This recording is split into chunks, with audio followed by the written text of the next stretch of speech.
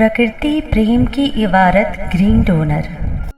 प्रकृति प्रणाम। मेरे गुरु परम पूज्य श्री वीर जी साहिब, पारिस्थितिकी विज्ञानी, पर्यावरणविद, राष्ट्रीय ध्वजवाहक, हरित वीर वाहिनी, green donor, EERC India. Bharat के प्रमुख पर्यावरण कानून श्रृंखला में आज हम बात करेंगे जैव विविधता अधिनियम 2002।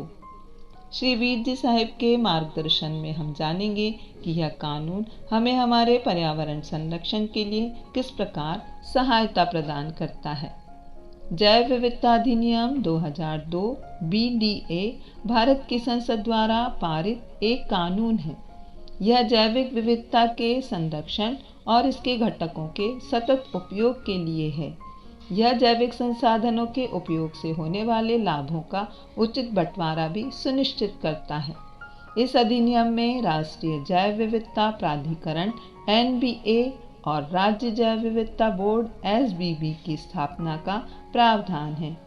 इस अधिनियम में स्थानीय स्तर पर जैव विविधता प्रबंधन समितियां BMC की स्थापना का भी प्रावधान है। यह अधिनियम NBA की पूर्व स्वीकृति के बिना किसी भी विदेशी संस्था को जैविक संसाधनों और संबंधित पारंपरिक ज्ञान हस्तांतरण पर रोक लगा सकता है। अधिनियम की मुख्य विशेषताएं।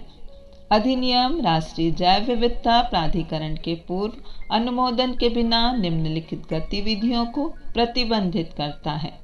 किसी भी व्यक्ति या संगठन भारत में स्थित अथवा नहीं द्वारा शोध या व्यावसायिक उपयोग हेतु भारत में उत्पादित किसी भी जैव संसाधन की प्राप्ति, भारत में पाए जाने वाले या भारत से प्राप्त जैव संसाधन से संबंधित किसी भी प्रकार के शोध परिणाम का हस्तांतरण, भारत से प्राप्त जैव संसाधनों पर किए गए शोध पर आधारित किसी भी आविष्कार पर बौद्धिक संपदा अधिकारी का दावा।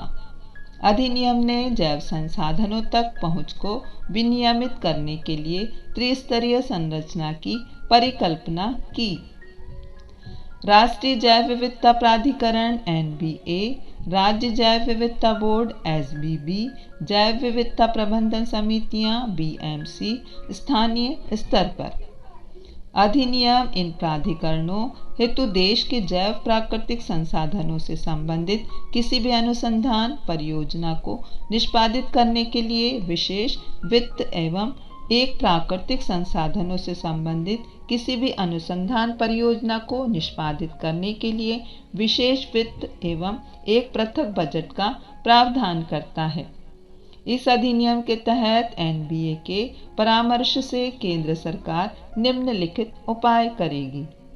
संकटग्रस्त प्रजातियों के बारे में सूचित करेगी और उनके संग्रहण को प्रतिबंधित या विनियमित करने के साथ ही पुनर्वास की संरक्षित करेगी।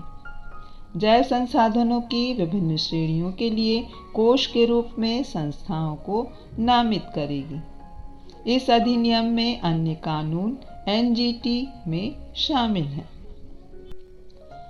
जल प्रदूषण निवारण और नियंत्रण अधिनियम 1974, जल प्रदूषण निवारण और नियंत्रण उपकर अधिनियम 1977, वन संरक्षण अधिनियम 1980, वायु प्रदूषण निवारण और नियंत्रण अधिनियम 1981, पर्यावरण संरक्षण अधिनियम 1986, लोक दायित्व बीमा अधिनियम 1991, जैविक विविधता अधिनियम 2002 के तहत विनियामक प्रावधानों का उल्लंघन करने पर जुर्माना और जेल हो सकती है।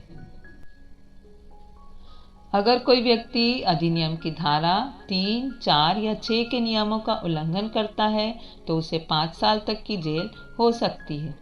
इसके अलावा उस पर 10 लाख रुपए तक का जुर्माना भी लगाया जा सकता है। अगर कोई व्यक्ति धारा 7 के नियमों का उल्लंघन करता है या धारा 24(2) के तहत दिए गए किसी आदेश की अवहेलना करता है तो उसे 3 साल तक की जेल हो सकती है। इसके अलावा उस पर 5 लाख रुपए तक का जुर्माना भी लगाया जा सकता है। अगर कोई व्यक्ति केंद्र सरकार, राज्य सरकार, राष्ट्रीय जैव विविधता प्राधिकरण या राज्य जैव विविधता बोर्ड के निर्देशों का उल्लंघन करता है तो उसे 1 लाख रुपए तक का जुर्माना हो सकता है। इस अधिनियम के तहत कोई भी अपराध गैर जमानती और संज्ञेय है। इसके अलावा जैविक विविधता अधिनियम के तहत इन दंडों का भी प्रावधान है। अधिनियम के तहत दी गई किसी भी स्वीकृति या अनुमति को रद्द करना, किसी भी जैविक संसाधन या उससे संबंधित ज्ञान या सूचना की जब्ती। बीरजी साहिब की प्रेमपूर्ण पहल, हर दिन हरियाली, हर दिन हरित प्रेरणा। पर्यावरण के प्रति सजग बने, जानकार बने। जुड़े रहिए हमारे साथ अगली श्रृंखला में अगले पर्यावरण कानून की जानकारी के साथ आपसे मुलाकात। अंत में मेरे गुरु श्री बीरजी साहिब को पुनः कोटि कोटि प्रणाम। यदि आपके हृदयांतर में मां प्रकृति के लिए प्रेम है या इस प्रेम का एहसास चाहते हैं तो हरित वीर वाहिनी एक सेवा द्वार है। आज ही जुड़े। कॉल 9826 220022।